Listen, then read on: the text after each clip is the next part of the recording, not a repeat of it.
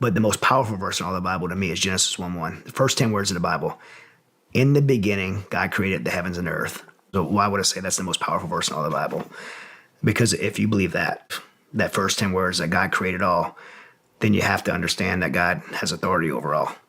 And if God has authority over everything, well, then he's sovereign.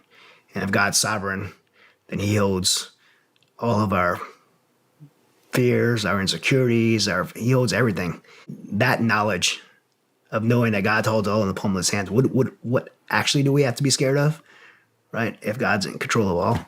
So, because you don't need anyone else to do that, right? You can start by reading God's word and understanding Where would you start? I would start in... It's 2,000 pages. Yeah. I would start in the book of John because it's the most succinct message of the gospel. So I do the book of John, and then maybe read a Proverbs a day for a month, because Proverbs is 31 Proverbs, one for every day of the month.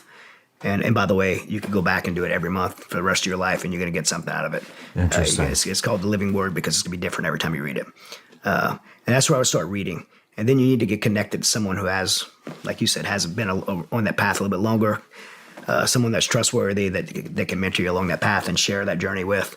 And I could tell you the one thing that I've learned through my faith journey is that I will never do it alone. I have put myself alone plenty of times, and I don't trust myself enough to ever do it alone, especially my faith journey. When I was a young recon Marine, I learned this thing called plus minus equals. And the analogy is that I always train with someone better than me. That's the plus that I could learn from. I always train with someone a little bit below me so I can pour into them, because it makes me anytime you teach something, you're going to be better. And you always have that equals, someone that you go neck to neck with because they push you to be in a competitive realm, push you to be better.